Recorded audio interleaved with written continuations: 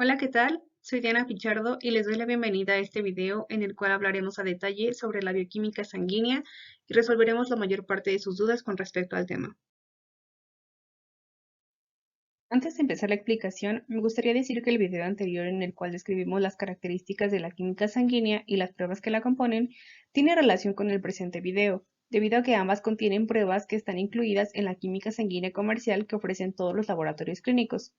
La principal razón por la que ambas prácticas tienen nombres diferentes radica en el tiempo que se emplea en los laboratorios de la FES para el desarrollo de cada técnica. Es por ello que la definición de química sanguínea también aplica a la de la bioquímica sanguínea, la cual es definida por la Secretaría de Salud de nuestro país como una serie de pruebas que analizan diversos elementos en el suero sanguíneo, siendo 6 los analitos de mayor frecuencia y más de 30 los que se cuantifican para emitir perfiles más sofisticados.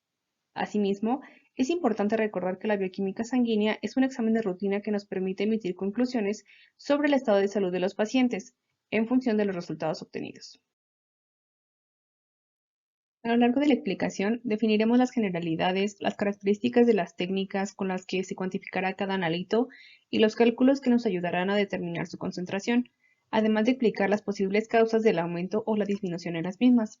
En la presente diapositiva también se encuentra plasmado el nombre y la forma molecular de los especímenes que describiré en los próximos minutos, los cuales son la albúmina, el colesterol, los triacilglicéridos, la bilirrubina, las proteínas y los lípidos. A continuación, homogeneizaremos los términos para entender de una mejor manera la explicación de este tema.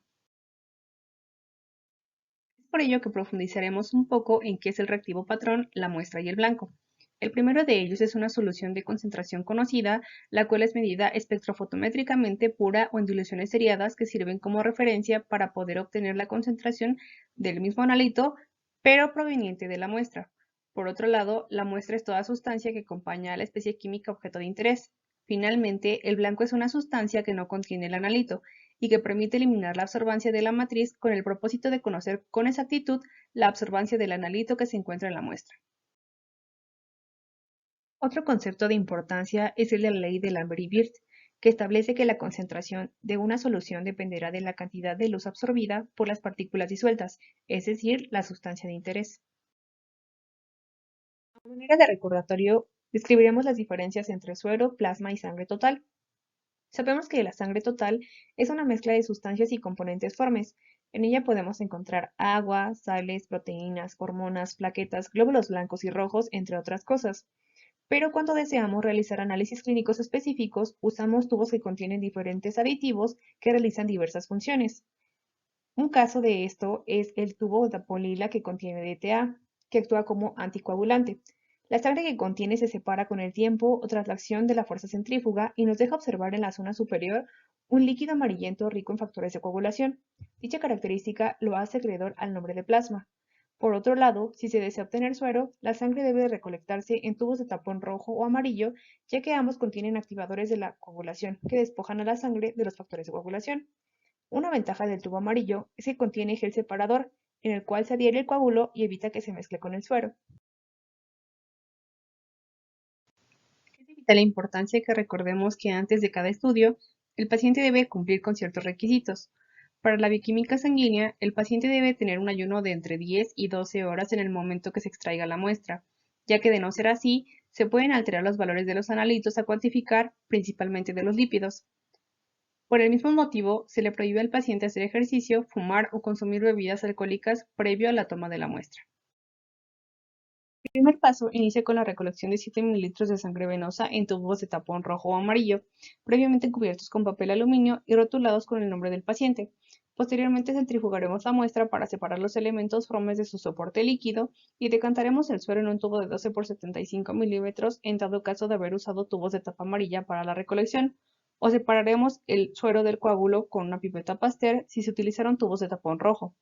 Es importante que el tubo de ensayo en el que depositaremos el suero también esté cubierto con papel aluminio, debido a que la bilirrubina es una sustancia fotosensible que se degrada al estar en contacto con la luz del día o la luz fluorescente. Ahora describiremos algunos de los hallazgos que podemos observar en el suero, pero para distinguir entre lo anormal y lo usual, iniciaremos describiendo que el suero normal es de color amarillo claro y transparente. Una vez definido el anterior, hablaremos sobre la hemólisis, la lipemia y la ictericia.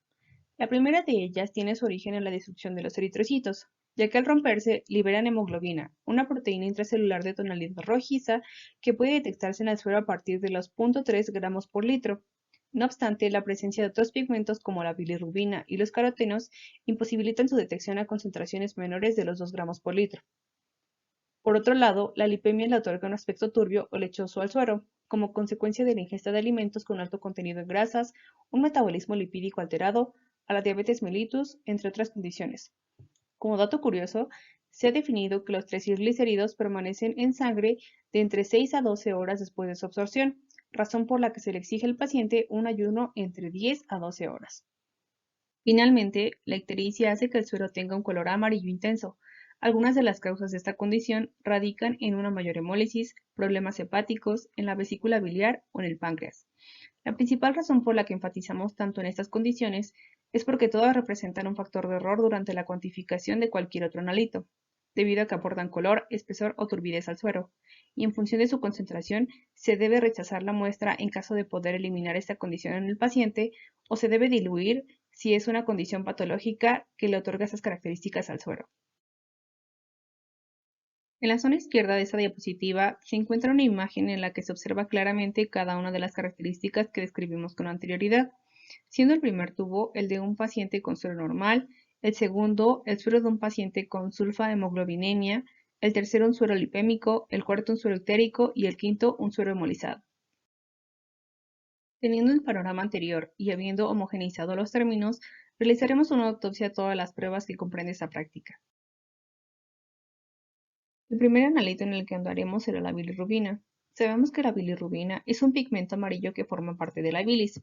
El 80% de la misma representa un subproducto de la hemoglobina, proteína que se libera tras la destrucción de los glóbulos rojos o hemólisis, mientras que el 20% restante proviene de fuentes enzimáticas no eritrocíticas como lo son los citocromos, las catalasas, peroxidasas y triptófano pirrolasas.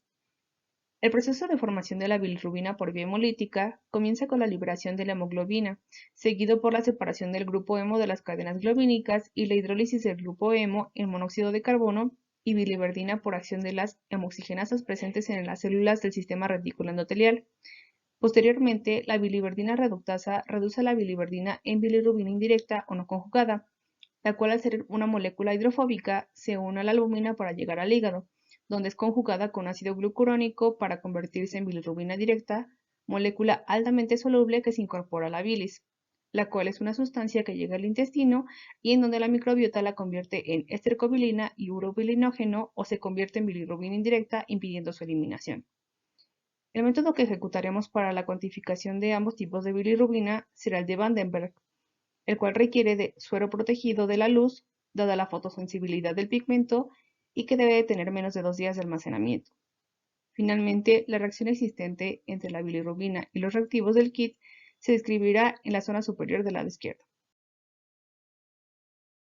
El fundamento del método de Vandenberg especifica que la bilirrubina directa reacciona con el ácido sulfanílico diazotado para formar azobilirrubina, un pigmento rojizo que tiene su pico máximo de absorción a 555 nanómetros, razón por la que, para cuantificar la bilirrubina indirecta, se necesita añadir un desarrollador, constituido por benzoato de cafeína que convierta la bilirrubina indirecta en directa con la finalidad de formar un azo compuesto rojizo.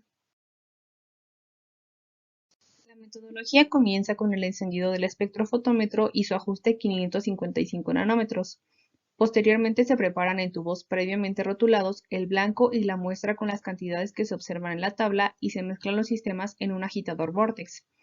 Enseguida, se vacía cada uno de los sistemas en cubetas de cuarzo, se introduce el blanco al espectrofotómetro y se ajusta a cero de absorbancia.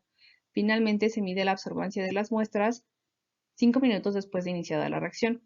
Es importante que al término de cada lectura se retire la solución, se coloque en un recipiente específico para los desechos de esa práctica y se limpie las celdas con agua destilada. Finalmente, para entender de una mejor manera el valor obtenido, centraremos nuestra atención en la imagen inferior derecha. En ella se identifica un haz de luz azul intenso que al traspasar la cubeta que contiene el analito de interés pierde la intensidad debido a que las moléculas de la solución absorbieron cierta cantidad de luz, y lo mismo pasa en todos los sistemas que introduciremos en este aparato. El método elegido tiene la capacidad de detectar desde 0.07 hasta 18 miligramos de bilirrubina por decilitro. Los valores de referencia para adultos son de 0 a 0.3 miligramos por decilitro en el caso de la bilirrubina indirecta, de 0.1 a 1.1 miligramos por decilitro para la directa y de 0.1 a 1.3 miligramos por decilitro para la bilirrubina total. Es de vital importancia que se utilicen las fórmulas del lado derecho para obtener la concentración de bilirrubina en el suero. Cabe destacar que al haber preparado sistemas para la bilirrubina total y la directa, la concentración de ambas se obtiene al restar la absorbancia de la muestra menos la del blanco y el resultado se multiplica por el factor, el cual se obtiene tras analizar el estándar presente en el kit y en este caso será de 19.1. Finalmente, se sabe que al convertir la bilirrubina indirecta en directa mediante la adición del desarrollador, reaccionan ambos tipos de bilirrubinas, razón por la que para conocer la concentración de bilirrubina indirecta presente en la muestra, se debe restar la concentración de bilirrubina total menos la del pigmento conjugado. Por último, en la zona inferior derecha se posiciona un cálculo, el cual les ayudará a reforzar la información dada, en donde se identifica que las concentraciones del pigmento en cualquiera de sus estados son normales. Ahora desglosaremos las implicaciones que tiene una mayor o menor concentración de bilirrubina en el suero.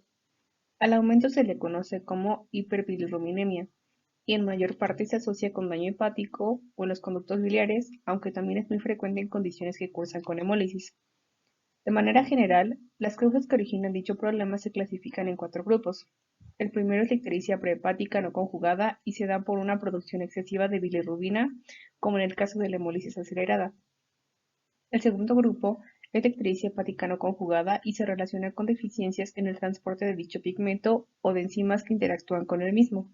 En tercer lugar, tenemos a la ictericia hepática conjugada, frecuentemente manifestada en hepatitis, obstrucción de canículos hepáticos o cirrosis.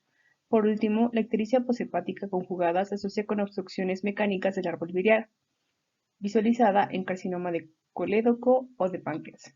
Por otro lado, las concentraciones bajas de bilirrubina no presentan ningún riesgo. En segunda instancia, hablaremos de los lípidos, los cuales son moléculas orgánicas constituidas por carbono e hidrógeno y cuya principal característica es que son insolubles en agua. La cuantificación de lípidos totales incluye el colesterol libre y esterificado, triglicéridos, fosfolípidos y ácidos grasos libres. Entre sus funciones más importantes destacan ser una de las reservas de energía más importantes del cuerpo humano, ya que estos se almacenan y se liberan para generar ATP. Asimismo, actúan como materia prima para la síntesis de hormonas y de membranas celulares. El método a utilizar será el de ácido fosfórico vainillina, para el cual se requiere una muestra de suero conservada a temperatura ambiente o en refrigeración. El fundamento del proceso se divide en 2 etapas. En la primera, se hidrolizan los dobles enlaces de los lípidos insaturados empleando ácido sulfúrico caliente, obteniéndose iones carbonio. La segunda reacción utiliza fosfovainillina para convertir las cetonas en complejos rosas, cuya intensidad será proporcional a la concentración de lípidos en la muestra. La primera fase de la reacción comienza calentando 200 ml de agua en un vaso de precipitados con 20 perlas de vidrio. Simultáneamente, se rotulan los tubos para preparar el patrón y la muestra hidrolizada de acuerdo a las cantidades plasmadas en la tabla. Posteriormente, los sistemas preparados incuban 10 minutos de ebullición para permitir que se lleve a cabo la hidrólisis de los lípidos insaturados y finalmente se enfrían los tubos ligeramente mediante su sumergimiento en un baño de agua fría. Es de vital importancia que recuerden que la mezcla obtenida corresponde a los lípidos hidrolizados, ya sean del patrón o de la muestra. En la segunda fase, se enciende el espectrofotómetro y se ajusta a 520 nanómetros. Posteriormente, se rotulan los tubos y se prepara el blanco, el patrón y la muestra respetando las cantidades que se encuentran en la tabla. Por otro lado, se mezclan y se incuban los tubos a 37 grados centígrados durante 15 minutos y al término se ocupa el blanco para ajustar el espectrofotómetro a cero de observancia. Finalmente se lee la observancia de la muestra y del patrón y se registran en la bitácora de trabajo. El método de fosfovainillina se caracteriza por ser estable durante 1 hora. La menor concentración que podemos detectar mediante ella es de 1 miligramo por decilitro, mientras que la máxima es de 1500 miligramos por decilitro. Del lado superior derecho encontramos la fórmula que se utiliza para calcular la concentración de lípidos en la muestra, y en la parte inferior se ubica un ejemplo que nos ayudará a perfeccionar los cálculos que se deben realizar. Como se observa, la concentración arrojada es de 528.3 miligramos por decilitro, valor que entra dentro del intervalo de referencia.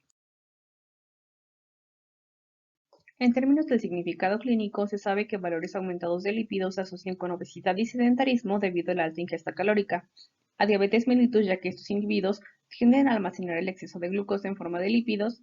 Asimismo, se presenta en hipotiroidismo debido a la disminución del metabolismo basal y con aterosclerosis, dado que el exceso de grasa dentro de las paredes vasculares imposibilita el paso de la sangre a través de estas. Por el contrario, valores disminuidos reflejan un mayor metabolismo basal por el aumento de hormonas T3 y T4 en el caso de hipertiroidismo, además de dietas deficientes en grasas. A continuación hablaremos de los triglicéridos, los cuales se constituyen de tres cadenas de ácidos grasos saturados o insaturados unidas por esterificación al grupo glicerol. Actualmente se sabe que la mayor parte del peso seco del tejido adiposo son triglicéridos, razón por la que se dice que es una fuente importante de almacenamiento de energía. El método que se utilizará para su cuantificación será el colorimétrico enzimático. En primera instancia, se separan los ácidos grasos del glicerol mediante la adición de lipoproteína lipasa. Posteriormente, el glicerol es fosforilado por glicerol fosfato deshidrogenasa y ATP en presencia de glicerol quinasa para producir glicerol 3-fosfato y ADP. Después, el glicerol 3-fosfato es convertido en dihidroxiacetona fosfato y peróxido de hidrógeno por acción de la glicerol fosfato oxidasa. Al final, el peróxido de hidrógeno reacciona con la 4-aminofenazona y clorofenol en presencia de peroxidasa, dando una coloración roja cuya intensidad es proporcional a la concentración de triglicéridos en la muestra ensayada. La metodología a seguir para la cuantificación de la quinonimina roja y con ello determinar la concentración de triacilglicéridos en la muestra inicia con el encendido del espectrofotómetro y su ajuste a 520 nanómetros. Posteriormente se prepara el blanco, el patrón y la muestra en tubos previamente rotulados, respetando las cantidades que se indican en la tabla. Se mezclan y se incuban los tubos a 37 grados centígrados durante 5 minutos y después se ajusta el espectrofotómetro a cero de absorbancia con ayuda del blanco. Por último, se leen las absorbancias de la muestra y el patrón. La reacción se caracteriza por ser estable en un lapso de 30 minutos, es decir que tenemos media hora para leer la absorbancia del sistema posterior a la mezcla del reactivo y del suero. Los valores de referencia deseables para ambos sexos deben ser menores a 150 miligramos por decilitro, ya que concentraciones entre los 150 a los 199 miligramos por decilitro representan un riesgo moderado para el desarrollo de enfermedades cardíacas o de la circulación. Valores entre los 200 y los 500 miligramos por decilitro se asocian con riesgo alto, mientras que concentraciones mayores a 500 miligramos por decilitro representan un riesgo extremadamente alto. Para reforzar lo aprendido, tomaremos los valores del ejemplo y los sustituiremos en la fórmula. Al desarrollar la operación, la concentración de triacilglicéridos en la muestra es de 90.25 miligramos por decilitro, valor que está dentro del intervalo de referencia. Al aumento de triacilglicéridos se le nombra hipertrigliceridemia y representa un factor de riesgo para el desarrollo de enfermedades aterosclerosas. De manera general, los aumentos en este análisis se asocian con la edad, puesto que los niveles de triacilglicéridos aumentan con la misma.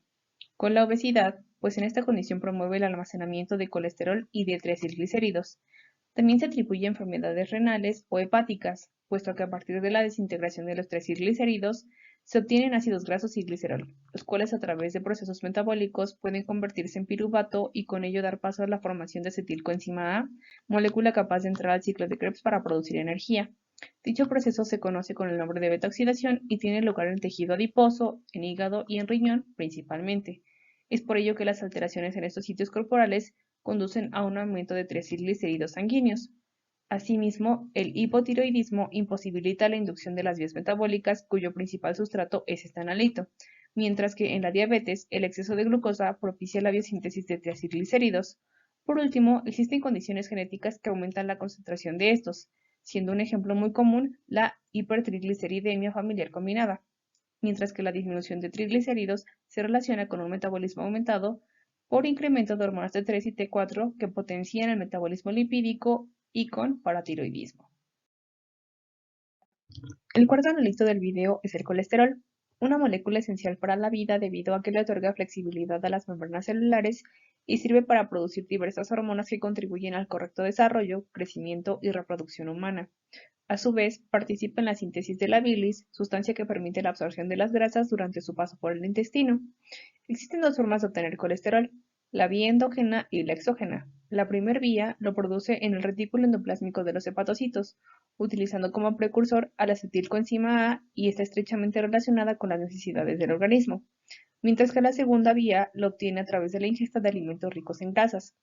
El método que se utilizará para cuantificar el colesterol sérico será el colorimétrico enzimático, por lo que es de vital importancia puntualizar que dicho análisis nos permite medir tanto el colesterol bueno como el malo, siendo el colesterol bueno HDL o lipoproteínas de alta densidad, estructuras que contienen en su mayoría proteínas y una pequeña porción de lípidos, y el colesterol malo LDL o lipoproteínas de baja densidad, aquellas que se componen de una porción importante de lípidos y una menor de proteínas.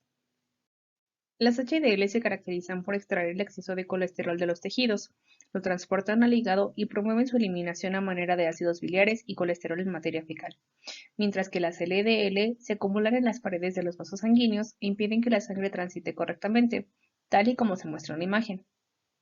Por último, la reacción se fundamenta en la cuantificación de colesterol tras una serie de reacciones acopladas que dan lugar a la formación de una quinonimina roja que se lee espectrofotométricamente a 500 nanómetros. La metodología a seguir para la cuantificación de la quinonimina roja y con ello determinar la concentración de colesterol en la muestra inicia con el encendido del espectrofotómetro y su ajuste a 500 nanómetros. Posteriormente, se preparará el blanco, el patrón y la muestra con las cantidades que se observan en la tabla en tubos previamente rotulados. Después, se incuban los tubos a 37 grados centígrados durante 10 minutos para favorecer la reacción y se ajusta el espectrofotómetro a cero de observancia con ayuda del blanco. Una vez realizado lo anterior, se obtendrán las observancias de las muestras y del patrón y se registrarán en la bitácora de trabajo. La reacción se caracteriza por ser estable en un lapso de 30 minutos, es decir que tenemos media hora para leer la observancia del sistema posterior a la mezcla del reactivo y el suero. Asimismo, la máxima concentración detectable es de 750 miligramos por decilitro. Los valores de referencia deseables para ambos sexos van desde los 60 a los 200 miligramos por decilitro, ya que concentraciones entre los 201 y 329 miligramos por decilitro representan un riesgo moderado para el desarrollo de enfermedades cardíacas o de la circulación, mientras que los valores superiores a 240 miligramos por decilitro representan un riesgo extremadamente alto. Para poder obtener la concentración, utilizaremos la fórmula del lado superior derecho, de tal forma que dividiremos la observancia de la muestra entre la del patrón y el valor obtenido lo multiplicaremos por la concentración del patrón para conocer la concentración del colesterol sérico. Por último, para reforzar lo aprendido, tomaremos los valores del ejemplo y los sustituiremos en la fórmula. Al desarrollar la operación, la concentración de colesterol sérico es de 188 miligramos por decilitro, valor que está dentro del intervalo de referencia. En términos del significado clínico, al aumento de colesterol en suero se le conoce como hipercolesterolemia, mientras que la disminución del mismo recibe el nombre de hipocolesterolemia. El primero de ellos se relaciona con la aparición de placas aterosclerosas originadas por el exceso de colesterol adherido a los vasos sanguíneos, que culmina con el desarrollo de hipertensión arterial y cuyo factor de riesgo es la acumulación de lípidos. Además, se asocia con hipotiroidismo por la disminución del metabolismo lipídico, a diabetes mellitus descontrolada que posibilita la biosíntesis de colesterol a partir de acetilcoenzima A y obstrucciones en la vía biliar. Por otro lado, las disminuciones de colesterol pueden relacionarse con una menor ingesta de lípidos, con hipertiroidismo, con el consumo de fármacos destinados a la disminución de colesterol, con enfermedades hepáticas y con alteraciones en las hormonas esteroideas. El quinto analito en el que ahondaremos serán las macromoléculas constituidas por aminoácidos, mejor conocidas como proteínas, las cuales otorgan estructura y soporte a diversas células y órganos. Asimismo, participan en el transporte de diversas sustancias liposolubles a lo largo del torrente sanguíneo. Actualmente, se sabe que el 60% de las proteínas son albúmina, mientras que el 40% restante son globulinas, enzimas, hormonas, factores de coagulación, anticuerpos, entre otras. El método que utilizaremos será el de Buret, el cual requiere de una muestra conservada en refrigeración o en congelación. De manera general, la reacción se lleva a cabo entre el sulfato cúprico y los enlaces peptídicos de las proteínas en medio alcalino, formando el complejo que se observa en la imagen amarilla, el cual se evidencia macroscópicamente de color violeta, tal y como se muestra en los tubos de ensayo. En primera instancia, encenderemos el espectrofotómetro y lo ajustaremos a 560 nanómetros. Posteriormente, prepararemos el blanco, el patrón y la muestra con las cantidades que se observan en la tabla en tubos previamente rotulados y después Los incubaremos a 37 grados centígrados durante 5 minutos para favorecer la reacción. Finalmente, ajustaremos el espectrofotómetro a cero de absorbancia con ayuda del blanco. Una vez realizado lo anterior, leeremos las absorbancias de la muestra y del patrón y las registraremos en la bitácora de trabajo. Dentro de las características de la reacción podemos destacar que es estable en un lapso de 30 minutos, que puede detectar como mínimo 1 miligramo por decilitro y como máximo 25 miligramos por decilitro.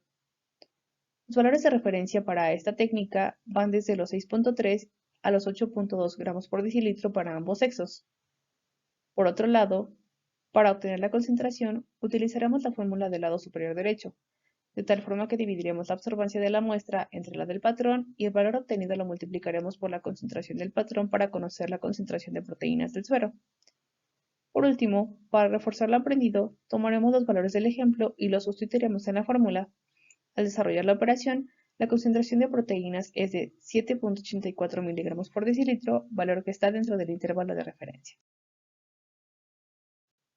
De manera general, al aumento de proteínas en suero se le conoce como hiperproteinemia y se relaciona con procesos inflamatorios o infecciosos dada la alza en la síntesis de proteínas de interés inmunológico, principalmente, al igual que la deshidratación o diarrea por hemoconcentración y a patologías en las que se producen cantidades anormales de anticuerpos, como lo es el caso del mieloma múltiple. En cambio, la disminución se nombra hipoproteinemia y se presenta en estados de inanición, en mala absorción, hepatopatías, dado que la albúmina se sintetiza en este órgano, y a hemorragias. Finalmente hablaremos de la albúmina, una proteína de síntesis casi exclusivamente hepática que representa el 60% del total de las proteínas plasmáticas.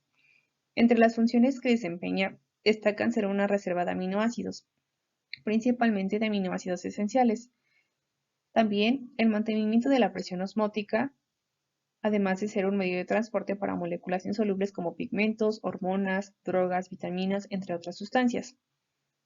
El método de análisis será el verde de bromocresol, para el cual se solicita una muestra de suero conservada en refrigeración o en congelación. El fundamento de la misma se basa en el uso de este indicador de pH para formar un complejo entre la albúmina y el verde de bromocresol, que culmina con el cambio de color de amarillo verdoso a verde azulado, que determina una reacción positiva. En la imagen se identifica que a pH ácido el indicador es de color amarillo, mientras que a pH básico es azul, y dado que la albúmina tiene un pH que ronda entre los 7.8 y los 8.2, se evidencia dicho color.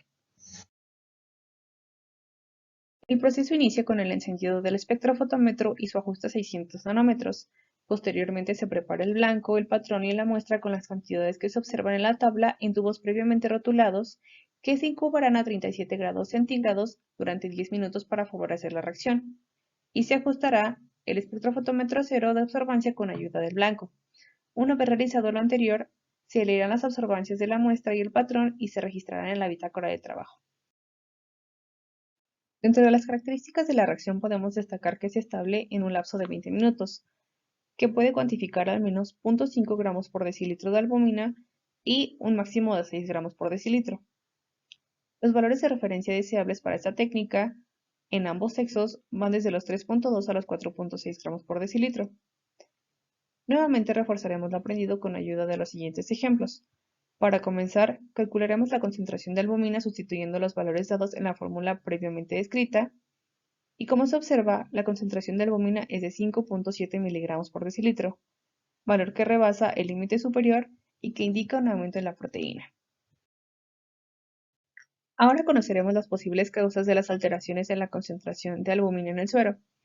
Al aumento se le nombra como hiperalbuminemia y regularmente se atribuye a deshidratación dada la disminución del volumen sanguíneo. Por otro lado, la disminución se conoce como hipoalbuminemia y se asocia con desnutrición, embarazo, enfermedad hepática que impide la síntesis de albúmina, nefropatías que culminan en la pérdida de albúmina por vía urinaria, con sobredeshidratación y con enfermedad inflamatoria que se evidencia por una sobreproducción de globulinas y una baja en la concentración de albúmina. Con base en los resultados de las dos pruebas anteriores, obtendremos la relación albúmina-globulinas, cuyo valor de referencia oscila entre los 1.2 a los 2.2 gramos por decilitro. Antes de comenzar, debemos recordar que la concentración de proteínas totales se compone de la concentración de albúmina y de globulinas, debido a que la primera proteína constituye aproximadamente el 60% de las proteínas totales, mientras que el segundo representa el 40% restante. Es por ello que para obtener la concentración de globulinas, restaremos la concentración de la albúmina al valor obtenido de las proteínas totales, con el objetivo de utilizar ambos valores para obtener la relación albúmina-globulinas con la fórmula que se encuentra en la diapositiva. Nuevamente reforzaremos lo aprendido con ayuda de los siguientes ejemplos. Para comenzar, calcularemos la concentración de globulina sustituyendo los valores dados en la fórmula previamente descrita y posteriormente realizaremos el cociente de ambas concentraciones. Como se observa, el valor de la relación es de 2.66 gramos por decilitro, el cual se encuentra por encima del intervalo superior de referencia. Una vez teniendo en cuenta lo anterior, describiremos algunas de las alteraciones relacionadas con la disminución y el aumento de la relación albúmina-globulinas. El aumento se atribuye a patologías que disminuyen la concentración de globulinas, tales como déficits genéticos o algunas leucemias, además de desórdenes que cursan con aumentos en la concentración de la albúmina. Por el contrario, el resultado menor se asocia con alteraciones que promueven la reducción en la concentración de albúmina, tales como enfermedades hepáticas por déficit en la producción o por problemas renales que conducen a la eliminación de proteínas grandes por medio de la orina. También se ha identificado que la sobreproducción de globulinas disminuye dicho valor. Algunos ejemplos son las enfermedades autoinmunes y el mieloma múltiple, ya que en ambas condiciones se sintetizan cantidades anormales de anticuerpos. Finalmente, me gustaría mencionar que el aumento o la disminución del volumen sanguíneo no altera el valor de la relación Ag, dado que ambas fracciones proteicas se verán afectadas de igual forma.